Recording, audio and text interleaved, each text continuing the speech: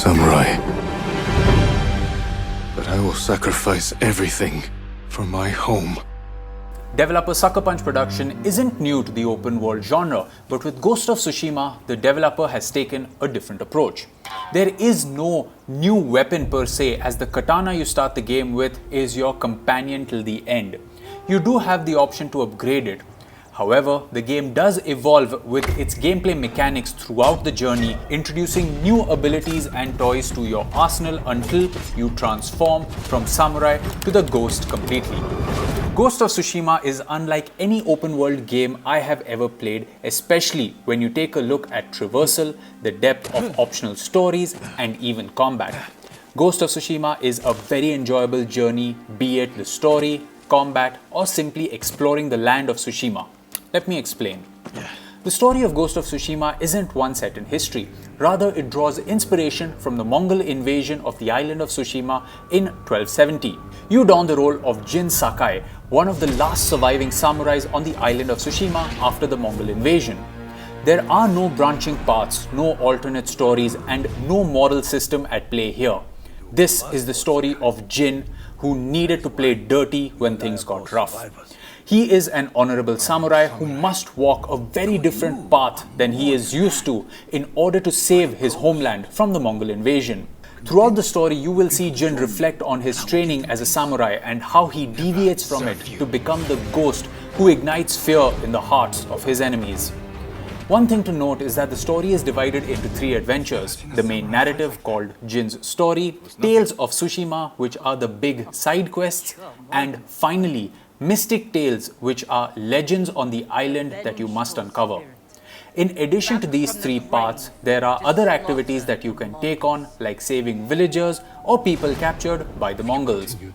The main plot of Ghost of Tsushima may seem simple on the surface, but it is the deep relationships these characters develop that will keep you hooked till the end. One story had me fighting alongside a companion only for him to turn into a foe at a time I least expected. Gameplay in Ghost of Tsushima can be broadly categorized into action, be it stealth or katana-based fights, and exploration. There is no HUD or minimap to speak of, and a swipe of the touchpad will pull a gush of wind directing you to your next objective.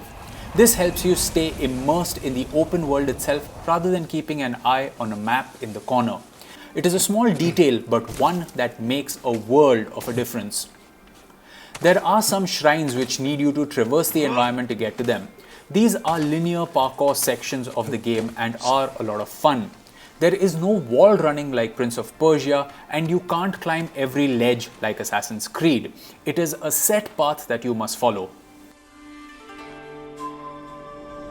Moving over to combat, this is where the game evolves as you progress. You have your trusted katana with you along with a knife for stealth kills, and you can upgrade the strength of the katana as you progress. There are 4 different stances that you can learn in the game, and each stance is effective against a different type of enemy. One stance is good for swordmen, another for those with shields, one for those with spears, so on and so forth. In addition to stances, there are also attacks that you can block, some that you can parry, and some you need to dodge. That is the basics of combat when you encounter the Mongols. However, you are not just a katana-wielding samurai. You are the Ghost of Tsushima. You have throwing knives called kunai, which can stagger and in some cases dispatch foes. You have smoke bombs in case things get too hectic and you need to make a quick escape. You also have sticky bombs. You can distract enemies with wind chimes or firecrackers for stealthy takedowns. How you approach a fight is entirely up to you. The beauty of the combat is that it gets really hectic, keeping you at the edge of your seat. One wrong move and the enemy has drained 90% of your health. The combat is grounded, making each strike count. Every hit from your katana has impact value, and every strike has the potential to be deadly.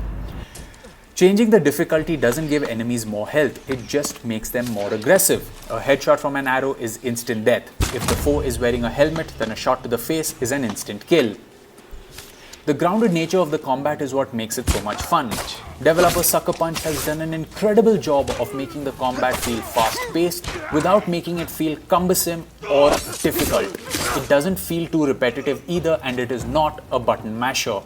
It's all about patience, reflex timing, and strategy. In addition to your health, you also have Resolve, represented by yellow balls above your health. Resolve can be used to replenish health at any time and also execute certain special moves.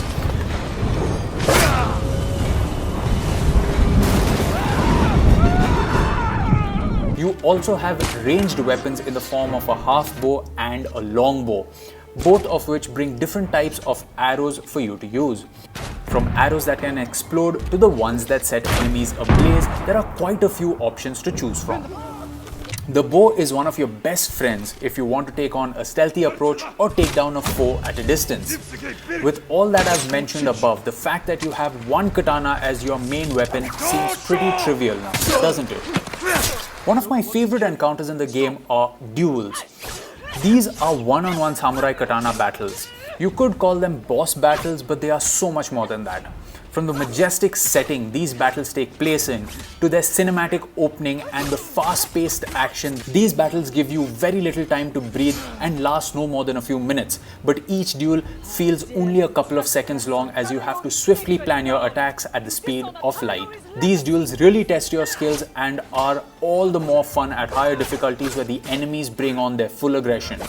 Overall, when I started playing the game, I felt the combat would get too repetitive, too fast, but with the diversity in the arsenal, tactics and enemies on offer, this is one game I'm still playing, especially for the duels and some slick combat encounters.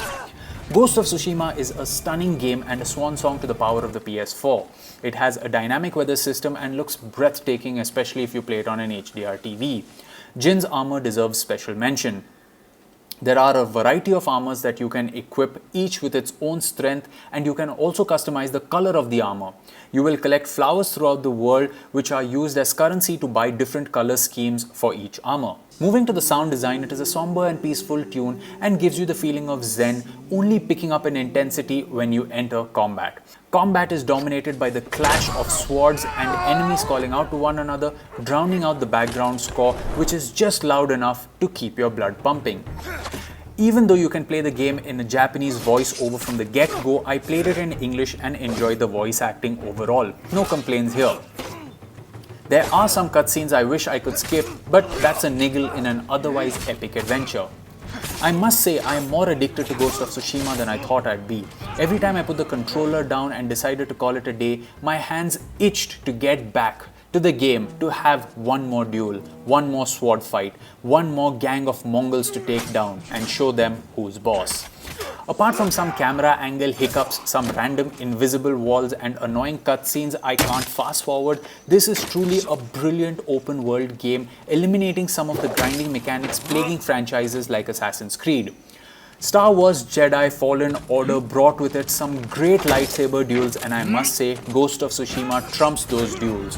A worthy game if you enjoy open world adventures, and my personal game of the year so far. Thank you so much guys for watching, and for more from the world of technology and gaming, you can subscribe to our channel.